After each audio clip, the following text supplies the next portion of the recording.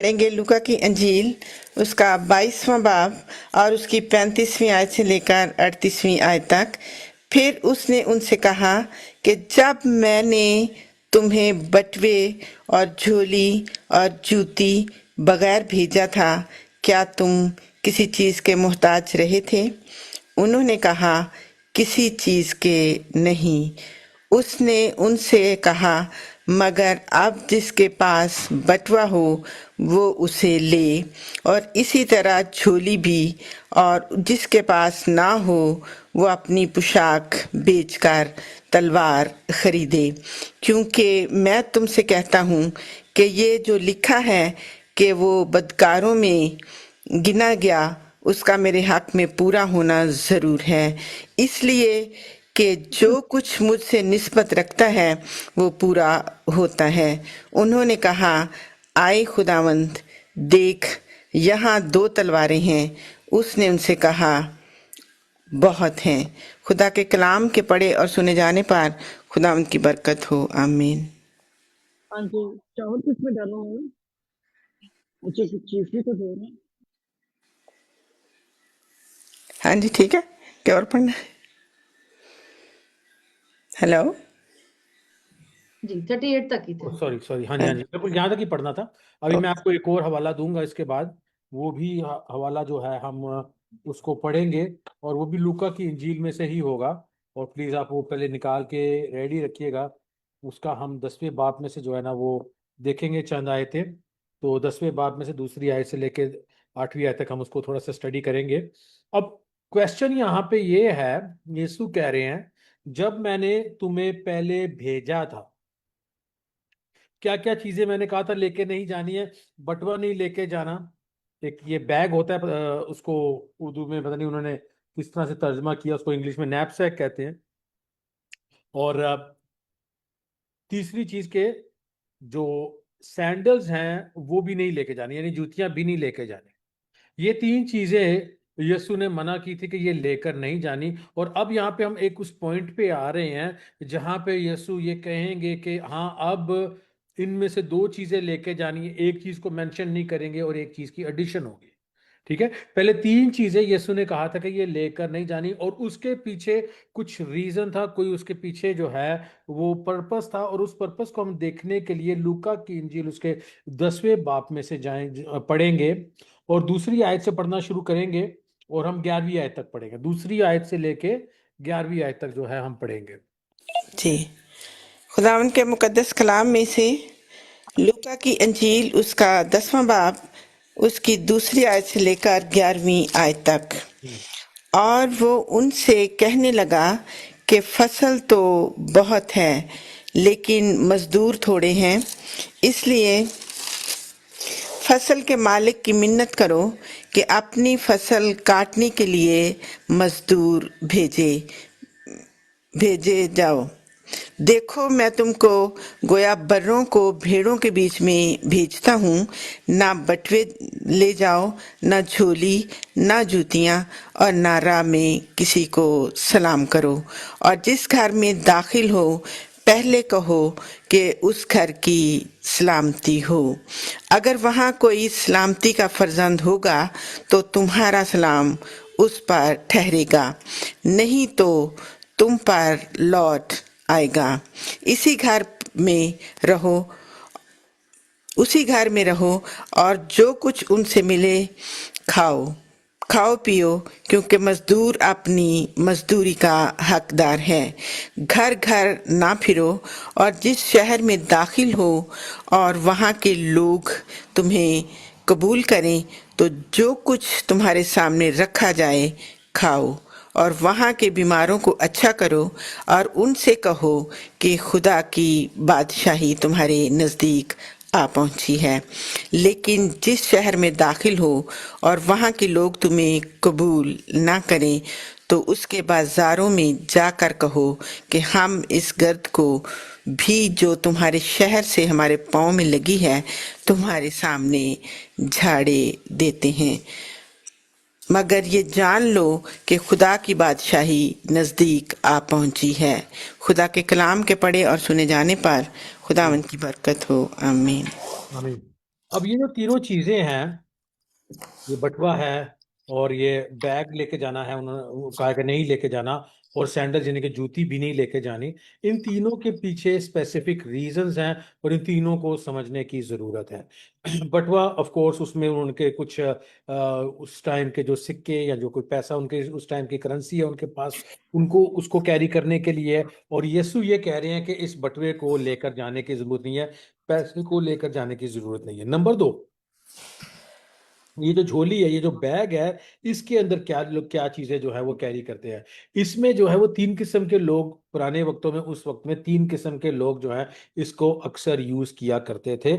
और नंबर 1 जो कैटेगरी है वो भिखारियों की है। जो भिखारी है उनके पास जो है कहीं रहने की जगह नहीं, वो आजकल के जमाने के यूरोप में जिस तरह से होमलेस होते हैं, तो उनको फॉर एग्जाम्पल रिप्रेजेंट करेगा। और आज भी हम अगर हंगरी में हम होमलेस को देखते हैं तो उनके पास जो कुछ भी होता है उन्होंने साथ में ही लिया होता है अपने, और वो साथ लेके ही उसको कैरी कर रहे होते हैं। तो इस बैग के अंदर उनकी कह लो कि लाइफ की सारी पोजेशंस होती हैं। इसके अंदर उनकी कोई सूखी रोटी हो सकती है, कोई कपड़ा हो सकता है, कोई उनकी वैल्यूबल चीज हो सकती है, कोई खाने पीने की चीज हो सकती है, कोई सर्वाइवल की चीजें हो सकती है। और यहाँ पे हम ये देखते हैं कि यीशु ये कह रहे हैं कि कोई भी चीज जो कि तुम्हारे बैग में तुम्हारे सर्वाइवल के लिए हो, उसको लेकर जाने की जरूरत नहीं है। पैसे भी सर्वाइवल के लिए चाहिए, पैसे भी एक्सपेंसेस के लिए चाहिए, पैसे भी राह के लिए चाहिए। और वो कह रहे हैं, यीशु कह रहे हैं कि वो भी लेकर जाने की जरूरत नहीं है। लेकिन तीसरी चीज जो यीशु कह रहे हैं वो सॉरी, वो मैंने एक पहले भिखारियों का बताया था, दूसरा जो है वो 2 किस्म के लोग और उसको कैरी करते हैं। एक उसको ट्रैवलर्स कैरी करते थे, जो कि उस टाइम में ट्रैवलिंग उस तरह की नहीं होती थी जिस तरह से आज है। आज एक बड़ी इजी ग्लोबल ट्रैवलिंग है, और हम एक दुनिया के हिस्से से दूसरे दुनिया के हिस्से में बड़े आराम से जा सकते हैं। कुछ घंटे की बात है या एक दिन की बात है। एक दिन का अगर ट्रैवल किया जाए तो बिल्कुल हम एक कोने से दूसरे कोने में जा सकते हैं। लेकिन उस टाइम में जो ट्रैवलर्स होते थे, जो रेगुलर ट्रैवलर्स होते थे, वो बड़े फर्क किस्म के लोग होते थे। हर कोई ट्रैवल नहीं कर सकता था, और जो ट्रैवल करते थे वो अपने बैग में इसी तरह से अपनी ज़रूरत की चीज़ें रखते थे। और इसके अलावा एक तीसरी चीज़ होते थे, हम उसको अपने अगर उर्दू में मैं अगर कोई लफ्ज़ यूज़ करूँ तो उसे हम मलंग कह सकते हैं, या कोई इस तरह का फिलोसफर टाइप के लोग होते थे, या कोई इस तरह के जो है वो हिप्पी टाइप के लोग होते थे जो इस तरह का बैग कैरी करते थे। और यही चीज़ें जो हैं अपनी ज़रूरत की चीज़ें उसमें जो है वो कैरी कर रहे थे वो। और तीसरी चीज हम यहाँ पे देखते हैं कि कहा जा रहा है कि जूती नहीं लेके जानी, या सैंडल्स नहीं लेके जाने, चप्पल नहीं लेकर जानी। और इस चीज को भी समझने की हमें जरूरत है कि आज के दिन में हम तसव्वुर नहीं कर सकते थे कि कोई बंदा, कोई शख्स जो है वो सड़क पे या राह पे या रास्ते पे या दूर जाना है उसने, और वो पैदल चल रहा है नंगे पैर। यानी कि यहाँ पे हमने ये तसव्वुर नहीं किया, कभी सोचा नहीं। लेकिन जब यीशु कह रहे हैं कि जूती नहीं लेकर जानी, इसका मतलब ये है कि उनको यीशु कह रहे हैं कि अगर तुम्हें नंगे पैर जाने की ज़रूरत है तो नंगे पैर ही जाओ। और इस बात को समझने की ज़रूरत है कि क्या मतलब है कि नंगे पैर जाने की ज़रूरत है। जैसे मैं कह रहा हूँ कि आज के टाइम में, आज के माइंड में हमारे, जबकि इतनी ज़्यादा मार्केटिंग की जाती है जूतों के लिए, तो पिछले दिनों मैं एक कल परसों की बात है कि एक सीरीज देख रहा था किसी एक औरत की जिंदगी के ऊपर, और उसके ऊपर मैं आपको बता नहीं सकता, लेकिन जितनी बड़ी दीवार मेरे सामने है, या जितनी बड़ी दीवार, उससे नीचे जमीन से लेके ऊपर तक पूरा जो है वो एक बड़ी फेमस सिंगर है सेलिन डियोन, उसकी लाइफ की डॉक्यूमेंट्री थी। और पूरी दीवार जो है उसकी जूती से भरी हुई थी, नीचे से लेके ऊपर तक। और वो अपने हस्बैंड से वो इस बात पे लड़ रही थी कि मेरे पास जूते नहीं है प्रॉपर पहनने के लिए, मुझे कोई जूते लड़ने खरीदने पड़ेंगे।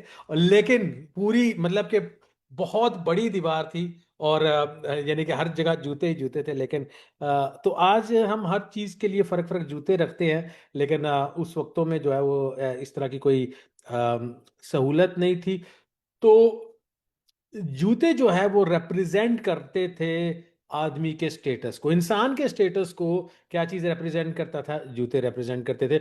जूते जितने साफ सैंडल होगी, जितना साफ होगा, क्या उसे कहते हैं, जितनी कम मिट्टी उस पर, क्योंकि उस पर आजकल की तरह पेवमेंट तो है नहीं थी, तो सड़कें जो हैं वो क्या, उस पर मिट्टी वगैरह धूल होती थी। और इस वजह से अगर कोई साफ सुथरी किसी ने सैंडल पहने, इसका मतलब ये कि ये कोई अच्छी स्टैंडिंग का पर्सन, अच्छी स्टैंडिंग का शख्स है। और आम तौर पे जो जूते के बगैर सफर करते थे या जूते के बगैर चलते थे, आम तौर पे वो गुलाम होते थे।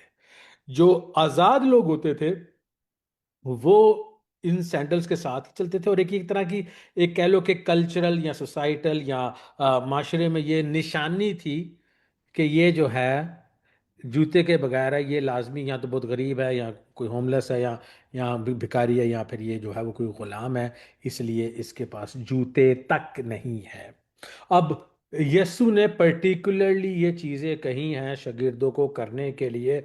ना तो आपने बटुआ लेके जाना है, ना तो अपने अपना साथ में बैग लेके जाना है, ना तो अपने साथ में अपने सैंडल्स या जूतियां लेकर जानी है। यानी कि वहां पर जब जाना है, कहीं पर भी जाना है तुम्हारा, तो तुम्हारी कोई भी स्टैंडिंग, तुम्हारा कोई भी स्टेटस, तुम्हारा कोई भी इज्जत, तुम्हारा कोई भी रुतबा, तुम्हारी कोई भी किसी भी तरह की आउटर अपीयरेंस इस तरह की नहीं होनी चाहिए जिसमें ये लगे कि हम कुछ है, कि हमारी कोई वक़्त है, हमारी कोई वैल्यू, हमारी कोई कदर है, हम कुछ ना कुछ है। असल में उन्होंने एक बहुत बड़ा मैसेज आपने यहाँ पे पढ़ लिया है कि क्या है।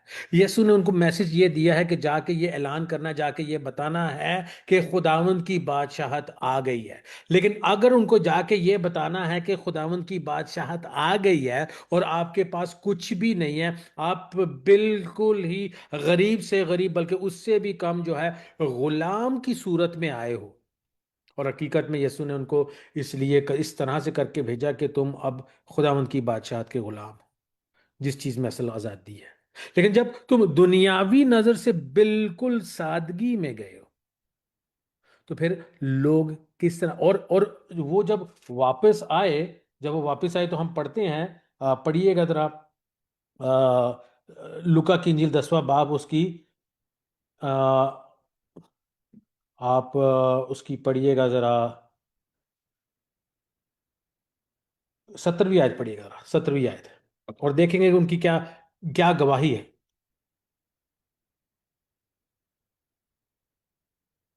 हाँ जी, लुका की इंजील 10वां बाब, उसकी 17वीं आयत पढ़े।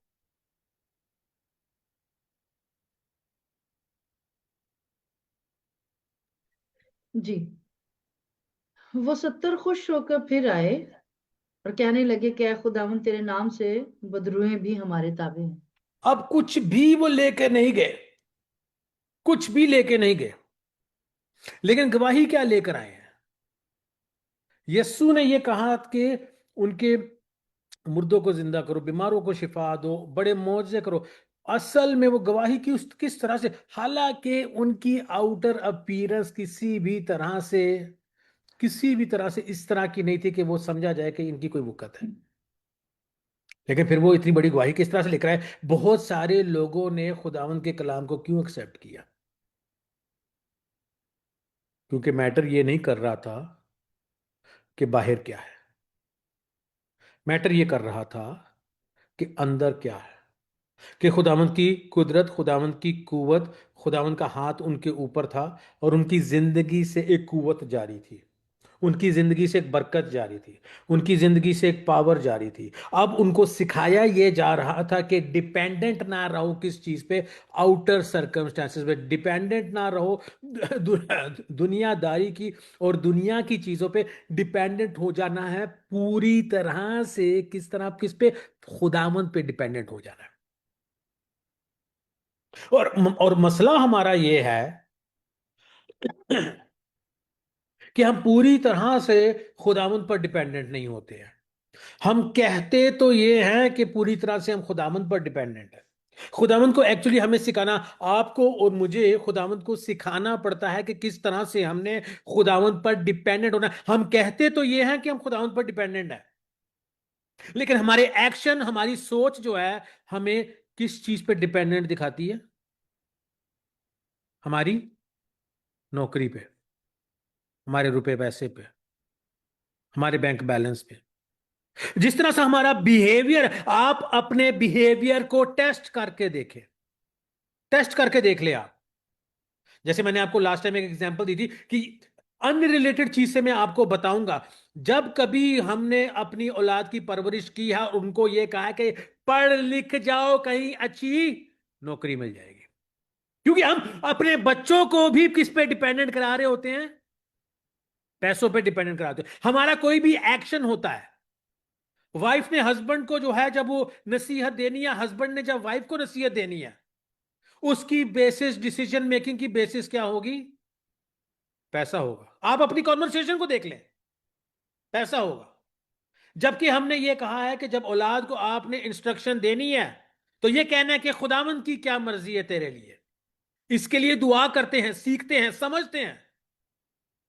लेकिन नहीं, ये पढ़ो, ये पढ़ो, ये करो, ये करो, ये करो, ताकि कहीं ना कहीं नौकरी लग जाए। हमारे जो एक्शंस हैं, हमने अगर एक सिटी को छोड़ के दूसरी जगह जाना है, किसकी बेसिस पे हम लेंगे? खुदावंद से पूछ के नहीं लेंगे। झूठ ना बोले, आप अपने आप से ना झूठ बोले। अपने आप से पूछे, आज आप अगर बाहर हैं तो किस बेसिस पे आपने डिसीजन ली थी? पैसे की बेसिस पे नहीं ली थी क्या? झूठ अपने आप से मत झूठ बोले, क्योंकि यहां पे कोई नहीं देख रहा है, खुदावंद जानते हैं। आपके अंदर से, आपके दिल को जानते हैं। एक जगह से अगर आपने दूसरी जगह मूव किया है कंट्री, क्योंकि मैंने खुद किया हुआ है और मैं खुद अब मूव करने वाला हूं, लेकिन खुदावंद अब मुझे सिखा, और पहले भी जब यहां पे लेकर आए थे तब भी खुदावंद ने इसी तरह से रखा था, और अब भी मुझे मूव करने के लिए कहा है, लेकिन पैसे की बेसिस पे नहीं, मिशन की बेसिस पे, मर्जी की बेसिस पे, मकसद की बेसिस पे, ना कि पैसे की बेसिस पे। खुदावंद सिखाना, खुदावंद को पहले फेज में, एक ऐसा फेज, एक इनिशियल फेज होगा आपकी जिंदगी, और बहुत से मसीही की जिंदगियों में ये फेज आता ही नहीं है, क्योंकि वो सारी उम्र जो है वो अपने बैंक बैलेंस पे, अपने करियर पे, अपने बिजनेस पे, अपनी नौकरी पे, अपने रिश्तेदारों पे, इस पे उस पे, क्या चर्च रेगुलरली जाते रहेंगे, सारी उम्र चर्च जाते रहेंगे, बाइबल भी पढ़ते रहेंगे, मीटिंग्स भी अटेंड करते रहेंगे और सारा कुछ करते रहेंगे, लेकिन हकीकत में, रियलिटी में कभी भी जो है वो अपनी जिंदगी को खुदावंद पे बेस उन्होंने नहीं किया है। एक्शन देखिए, ये सिर्फ ऊपर की बातें नहीं, नहीं हम करते हैं, लेकिन ये सिर्फ ऊपर की बातें हैं। और मैंने खुद आपकी तरह, मैंने भी कभी भी अपनी जिंदगी को खुदावंद पे बेस नहीं किया था। कहता मैं भी था, छोटी उम्र से कलाम सुनाता था, जब तक कि मैं उस मोमेंट पे नहीं आ गया। और खुदा, और बार बार आप यही कहेंगे कि यार ये अपनी गवाही देता रहता है, अपनी, अब मैं क्या करूं, गवाही है तो दूंगा। जिंदगी की गवाही है कि खुदावन ने कहा कि बिजनेस बंद कर और मेरी खिदमत कर, और मेरा सवाल था कि रोटी कहां से खाऊंगा। ये जिंदगी की गवाही है। यही खुदावन ने, यही यीशु मसीह ने किसको कहा था? शागिर्दों को कहा था। यही यीशु मसीह ने शागिर्दों को कहा था, ना तो अपना मनी बैग लेके जा, ना तो अपना बैग, ना तो अपना बटवा लेके जा, ना बैग लेके जा, ना ही जो है वो अपनी जूती लेकर जा। पूरी तरह से मुझ पे डिपेंडेंट होना सीखो, सीखो। और किस तरह से यीशु जो है वो पूरी तरह से अपने ऊपर डिपेंडेंट होना सिखाते हैं, मिशन में भेज के, काम दे के, एक कुछ ना कुछ टास्क दे के। ये नहीं कि घर पे बैठे बैठे अब मैं खुदावंद पे डिपेंडेंट हो गया। जिस चीज के लिए वहां पे पैसे की जरूरत है, जिस चीज के लिए प्रोविजन की जरूरत है, जाओ जाके वो काम करो, जाओ ट्रेवल करो, जाओ काम करो, जाओ खिदमत करो, जाओ जहां पे पैसा लगेगा वहां पर जाओ, लेकिन तुमने पैसे के बगैर जाना और देखना कि किस तरह से मैं बड़े बड़े काम करूंगा, और तुम्हारी प्रोविजंस जो है वो तुम्हारे लिए दरवाजे खुलेंगे और तुम्हारे लिए नामुमकिनात मुमकिन में तब्दील होंगी। खुदावंद ये सिखा रहे हैं कि हम उस फेज से गुजरे जबकि हमारे पास कुछ नहीं होता, और खुदावंद कह रहे हैं देखना मैं किस तरह से तुम्हारे लिए प्रोवाइड करता हूं, और तुम जो है वो जो काम मैंने दिया है वो करते चले जाओ, और उसके एंड में तुम्हें ये पता चल जाएगा कि तुम्हारी रोटी जो है वो तुम्हारी नौकरियों से नहीं, तुम्हारे काम से नहीं, तुम्हारे बिजनेस से नहीं, तुम्हारे बैंक बैलेंस से नहीं, किसी मटेरियल चीज से नहीं, वो मुझसे आती है। हम लोग ना एक उस फेज में अपनी जिंदगी गुजारते हैं, मटीरियलिस्टिक, आउटर सर्कमस्टेंस, जो कुछ हमें नजर आ रहा है उसकी बेसिस पे जिंदगी गुजारते हैं। और उसकी बेसिस पे जब हम जिंदगी गुजारते हैं तो हम सोचते हैं कि वो जो चीजें नहीं होंगी तो फिर जिंदगी किस तरह से चलेगी। इनफैक्ट खुदावंद आपको उस जगह पे लेकर आना चाहते हैं जहां पे आप, कुछ भी आपके पास ना हो, आपको पता हो खुदावंद मेरे साथ है, और अगर खुदावंद मेरे साथ है who can be against me? मेरा मुखालिफ कौन हो सकता है? उन्होंने गवाही क्या दी कि डीमंस भी जो हैं वो हमारे ताबे हैं, बदरूए भी हमारे ताबे हैं। यानी कि गवाही उनकी, उन्होंने तो बात ही नहीं की फिजिकल और मटेरियल की। जब वापस आए हैं उन्होंने तो जो चीजें नजर आ रही हैं, जूती से रिलेटेड, बैग से रिलेटेड, मनी बैग से रिलेटेड, उनकी तो बात ही नहीं की। उन्होंने कहा कि जो इससे भी बढ़ के है ना, जो चीजें नजर नहीं आ रही हैं, नॉन फिजिकल चीजें, वो भी जब हम तेरे नाम में गए हैं वो भी हमारे ताबे हैं। खुदावंद आपको ना उस जगह पे लेकर आना चाहते हैं कि आप वो जब जाएं, किसी भी पैसे, किसी भी फाइनेंशियल सिक्योरिटी के बगैर, किसी भी अपने बैग के बगैर, किसी भी अपनी जूती के बगैर, किसी भी अपनी डिग्निटी के बगैर, किसी भी अपने नाम के बगैर, किसी भी आपकी पोजीशन के बगैर, किसी भी आके देखो मैं कौन हूं, इस चीज के बगैर आप जाएं और जाके यस्सु के नाम में जाके आप वो एक्सपीरियंस करें जिस काम के लिए खुदावन ने बुलाया आपको, और बड़े बड़े काम करें और आप वाकई आके कहें। ये मटीरियल चीजें क्या है? इवन द इमटेरियल थिंग्स, जो कि जिस चीजों को हम नहीं देख सकते, वो भी हमारे ताबे हैं।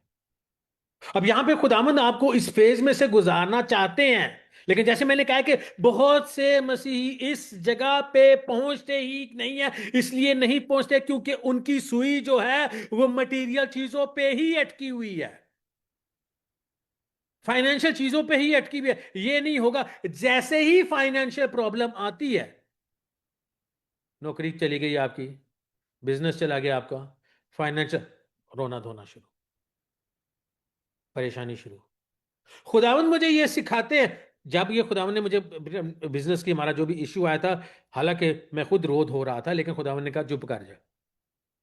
परेशान हो रहा था, लेकिन कुछ अरसे, उसी टाइम तो नहीं, लेकिन कुछ अरसे के बाद खुदावंद ने कहा कि टाइम लगा थोड़ा सा, लेकिन खुदावंद ने कहा डोंट वरी। अभी भी अचानक से बीच में थोड़ी सी परेशानी कभी कभी आ जाती, इंसान ऊपर।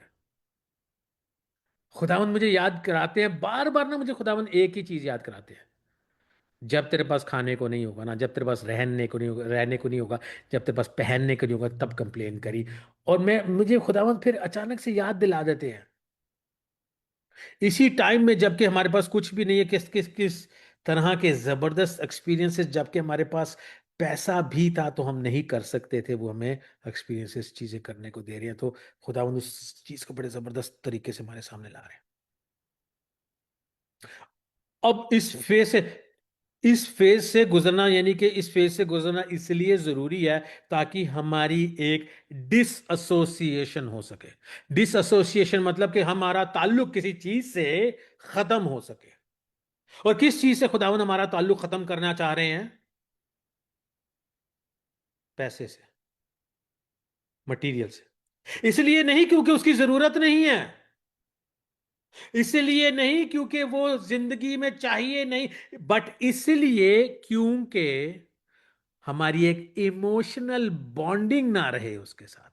पैसा खुदावन ने देना है, लेकिन वो हमारा खुदा ना बन जाए, बल्कि हमारा टूल हो ताकि हम उसको इस्तेमाल कर सके, ना कि वो हमारे ऊपर ही लॉर्डशिप, यानी कि हमारा खुदा बन जाए।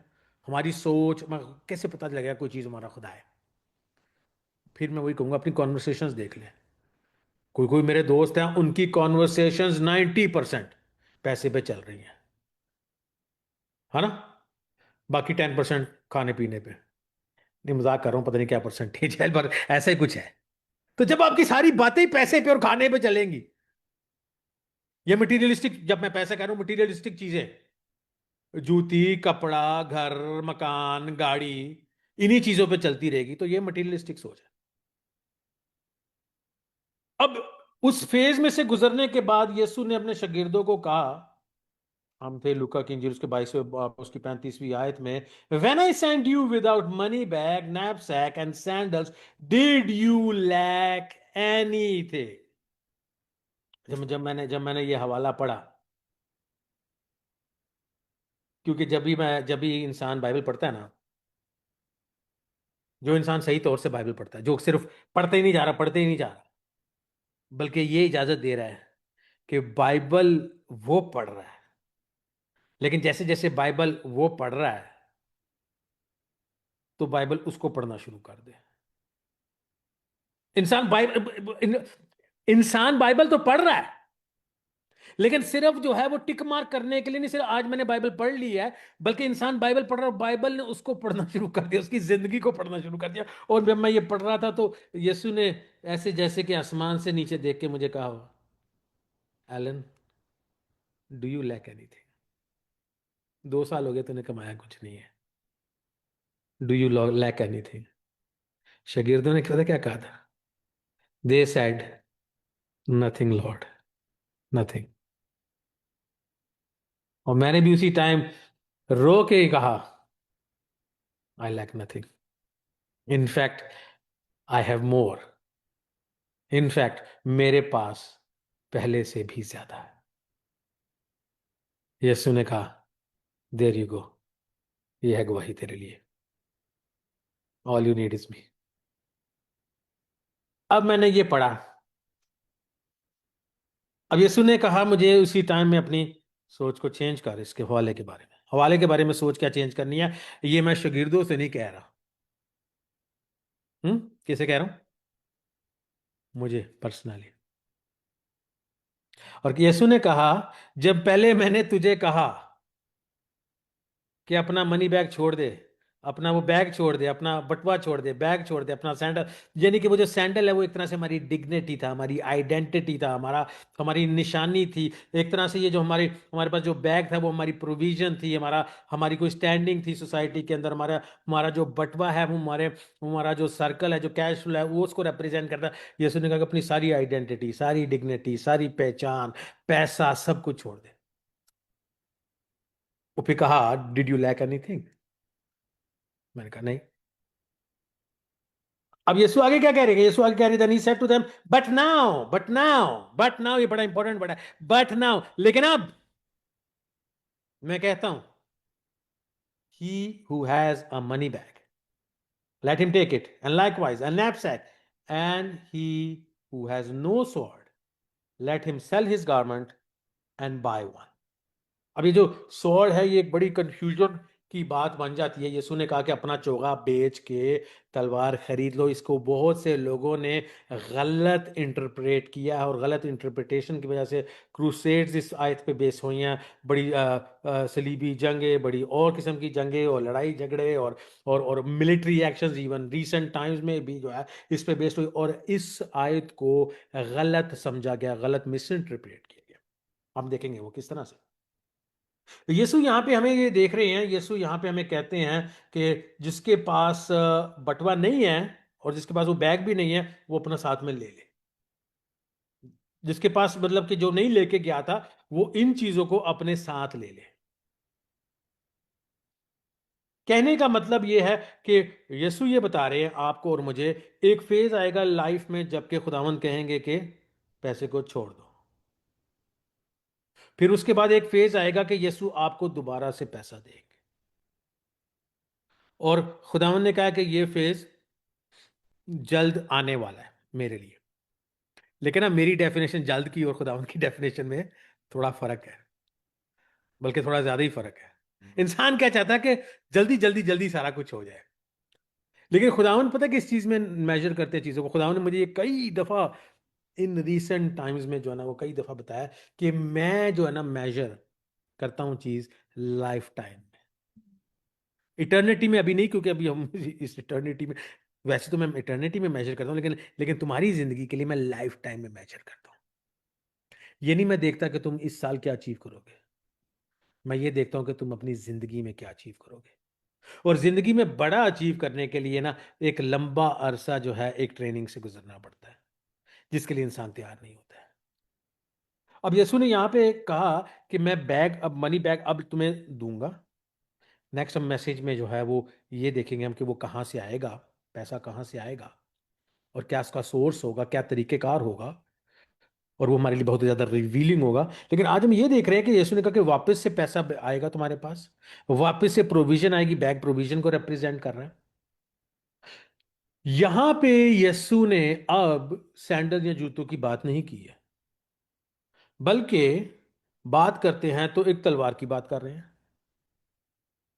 और क्या कह रहे हैं, चोगे की बात कर रहे हैं कि अपना चोगा बेच के तलवार खरीदो। अब ये चोगा इस तरह से नहीं जिस तरह से हम सोचते हैं कि यार मैं अपनी शर्ट बेच के, उस टाइम की ड्रेसिंग में जो लिबास होता था उसकी दो लेयर्स होती थी, एक इनर लेयर होती है और एक आउटर लेयर होती है, और यीशु जिसकी बात कर रहे हैं यहाँ पे वो एक आउटर लेयर की बात कर रहे हैं। और ये आउटर लेयर बड़ी कीमती और बड़ी प्रेशियस होती। फिर से जितना साफ ये कपड़ा होगा, जितना ज्यादा महंगा ये कपड़ा होगा, वो उतनी ज्यादा आपकी चीज स्टैंडिंग होगी। लेकिन गरीबों के लिए जो आउटर है ड्रेस है, ये बहुत ही ज्यादा इंपॉर्टेंट इसलिए था क्योंकि ये कई गरीबों के पास तो उनकी ऑलमोस्ट जो कुछ भी उनके पास चीजें हैं वो इसी में थी, इसी बैग के अंदर और इसी चोगे में।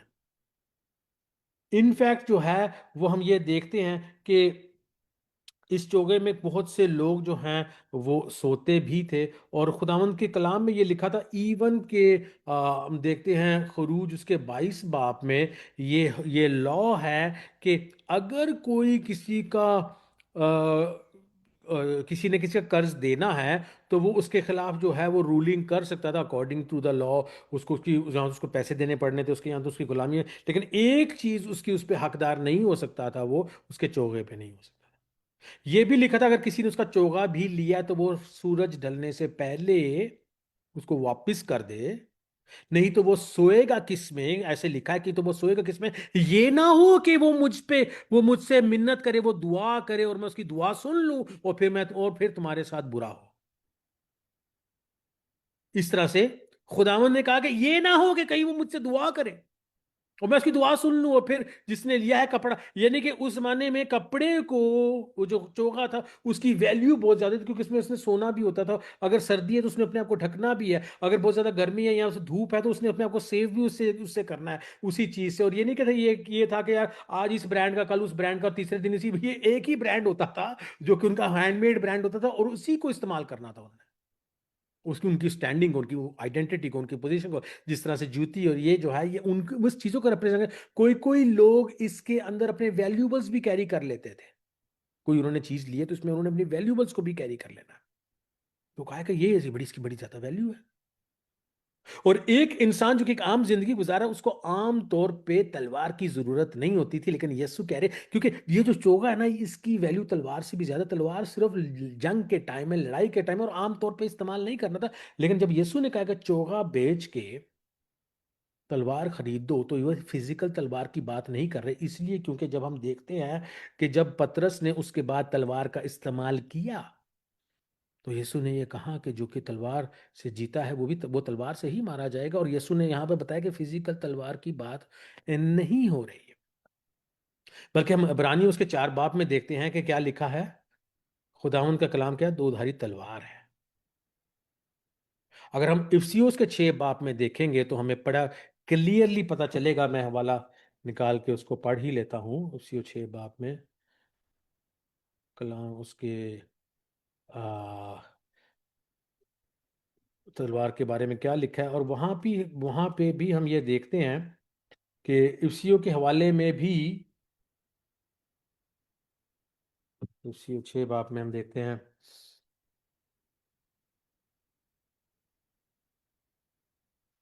हाँ जी, 7वीं आयत में लिखा है, and take the helmet of salvation and the sword of the spirit which is the word of God.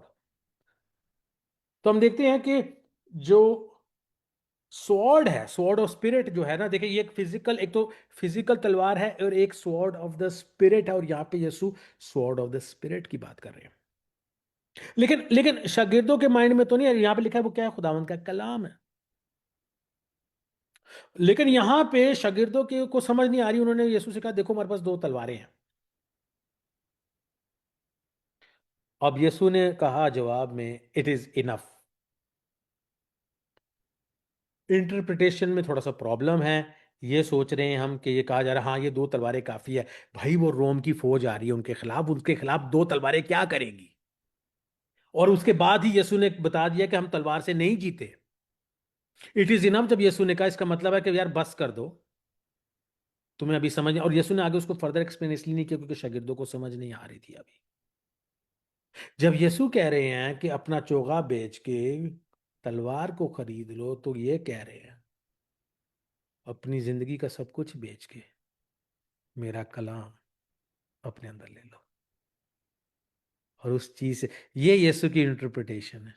यीशु कह रहे हैं जो कुछ भी तुम्हारे पास है ना, तुम्हारा बिजनेस, तुम्हारी नौकरी, उन सब चीजों को जो है ना सेकेंडरी करके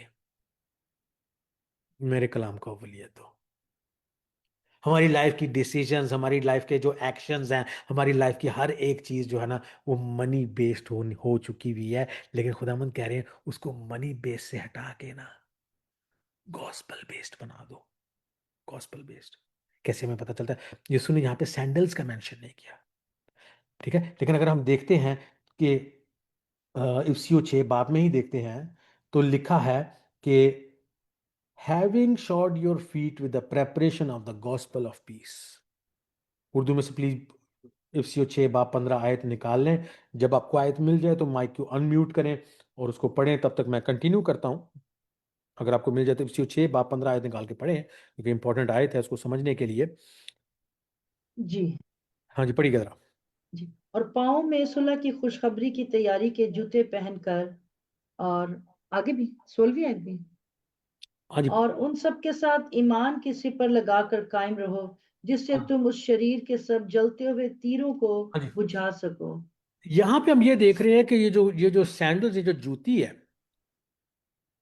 ये किसको कह रही है? मनादी को कह रही है। जब पैसे नहीं है इसलिए यीशु ने उसका मेंशन नहीं किया, तब भी आपने मनादी करनी है। जब पैसे हैं तब भी मनादी करनी है। लेकिन अब यीशु कह रहे हैं कि यीशु एक बड़ी पर्टिकुलर चीज सिखा रहे हैं, और वो पर्टिकुलर चीज ये है, पहले पैसे नहीं थे, मैं तुम्हें अपने ऊपर डिपेंडेंस सिखा दी। पैसे से डिसएसोसिएशन, मटेरियल चीजों से डिसएसोसिएशन, मेरे साथ एसोसिएशन, मेरे ऊपर डिपेंडेंस। ये था फेज 1 लाइफ का। पर बहुत से लोगों का फेज 1 ही नहीं आता है। उसके बाद फिर फेज 2 आ रहा है। फेज 2 देखें जरा क्या है। अब जब पैसे से डिसएसोसिएशन हो गई है, उसके बाद खुदावंद कह रहे हैं मैं तुम्हें पैसा दूंगा। किस मकसद के लिए? मुशरफ बेटा, पहले उसकी डिपेंडेंस पैसे पर थी। उसने बाप से कहा जो माल का हिस्सा मेरा बनता, उसका तो बनता ही नहीं था, जो बनता है मुझे दे दे। लेकिन जब उसने सब कुछ खो दिया तो वो वापस आया, और तब जाके वो अपने बाप पे डिपेंडेंट होने लगा रियली में। और फिर जब वापस आया, उसको जूती पहनाई, उसको चोगा पहनाया, उसको अंगूठी पहनाई। जब हम सब कुछ लूज कर जाते हैं ना, लिखा है कलाम में, जब when you lose your life you gain it. जब आप जिंदगी में सब कुछ लूज कर जाते हैं, उसके बाद फिर खुदावंद वो चीजें देते हैं। अब सेकंड फेज में जब आपको पैसा, आपको पहचान, आइडेंटिटी, इवन बिजनेस, करियर, सब कुछ दोबारा देंगे। अब आपकी एसोसिएशन पैसे के साथ नहीं है। अब आपको यह पता है कि जो पैसा मिला है वो मनादी के लिए मिला है, वो खुदावंद की बादशाहत के लिए मिला है। अब आपको खुदावंद, लेकिन अब आपके अंदर वो घमंड नहीं आ रहा, वो मेरे को देखो किएगा। ये नहीं दिखा रहे मेरे पास क्या गाड़ी है, मेरे पास क्या बैंक बैलेंस है। अब आपको, और मैं ऐसे कई खादमों को जानता हूं जो कि इतने हम्बल है, इतने अमीर होने के बाद भी, और ऐसे लोगों को भी जानता हूं जिनके पास थोड़ा ही हो तो वो इतने मुंह फट होते हैं वो, क्योंकि अभी तक उस फेज से नहीं गुजरे हैं। खुदावंद आपको उस फेज से गुजारना चाहते हैं जहां पे आपसे सब कुछ लेके आपको खुदावंद पे डिपेंड करके फिर आपको दिया जाए, ताकि अब आपके अंदर वो घमंड ना हो। और अब आप कहें खुदावंद जो कुछ तूने मुझे दिया है, वैसे भी अगर ये चला भी गया तो क्या फर्क पड़ता है, मेरे पास तो खुदावंद है। तब आपके अंदर ना खुदा के लोगों पे खर्च करने के लिए, उसकी बादशाहत पे खर्च करने के लिए आपके पास फिर दिल होगा। आपको ये नहीं होगा कि यार नहीं नहीं नहीं नहीं, ये मैंने सारा संभाल के रखना है, नहीं नहीं नहीं। खुदावंद आपको उस प्रोसेस से गुजार के उस जगह पर लेकर आना चाहते हैं जहां पे जब आप आएंगे तब आप खुदावंद की बादशाहत के लिए स्पेंड करेंगे। वो घमंड खत्म हो जाएगा, वो गरूर खत्म हो जाएगा, सेल्फ डिपेंडेंस खत्म हो जाएगी, मनी डिपेंडेंस खत्म हो जाएगी, मटेरियलिस्टिक जो एसोसिएशंस है वो खत्म हो जाएगी। और आपको असल में तब पता एक चीज का पता चलेगा, खुदावंद के साथ जिंदगी बड़ी जबरदस्त है, बड़ी जबरदस्त है, बड़ी अमेजिंग है। आपको एक ऐसी जब जब आप हकीकत में पैसे से एसोसिएट कर लेते हैं ना, और आपको पता लग जाता है खुदावंद आपके प्रोवाइडर है, एक चैन आ जाता है। क्योंकि ना एक एक एक स्ट्रगल रहती है लाइफ में, एक स्ट्रेस रहता है, यार कमाना है, काम करना है, यार ये बिल है, वो बिल है, ये बिल है, ये पे करने वाला है। जब वो डिसएसोसिएशन आ जाती है ना, जब वो डिसएसोसिएशन आ जाती है, तब आप क्या करते हैं? आप कहते हैं खुदावंद मेरा दे, अब मैंने मेहनत करनी है, बहुत मेहनत करनी है, लेकिन कमाने के लिए नहीं, बिल पे करने के लिए नहीं। उसकी दिन रात मैं भी मेहनत करता हूँ, मैं किस चीज़ पे मेहनत करता हूँ आपको पता है, वीडियोस बनाने पे, कलाम सीखने पे, इन चीज़ों पे मेहनत, और उसका बड़ा मजा आ रहा होता है, वो काम का बड़ा मजा आ रहा होता है।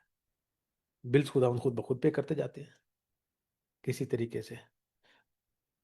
और अगर खुदावंद ने जो है आपके साथ कोई अगर पार्टनर दिया, बेगम मेरी चेक करती रहती है कौन सा बिल पे करने वाला, पहले मेरे को टेंशन होती थी कहाँ से पे करूँ, अब मैं कहता हूँ हाँ करो, पे करो क्योंकि पता है कि खुदावंद मेरा प्रोवाइडर है। अब खुदावंद ने हमें मनी बैक तो देना है, लेकिन वो कहाँ से आएगा, कैसे आएगा, क्या निशानी होगी, इन चीज़ों को हम नेक्स्ट वीक में स्टडी करेंगे। दुआ करता हूँ खुदावंद ने आपको इस कलाम के वसीला से, इन बातों के वसीला से ज़रूर बरकत दी होगी। खुदावंद आप सबके साथ हो। आमीन।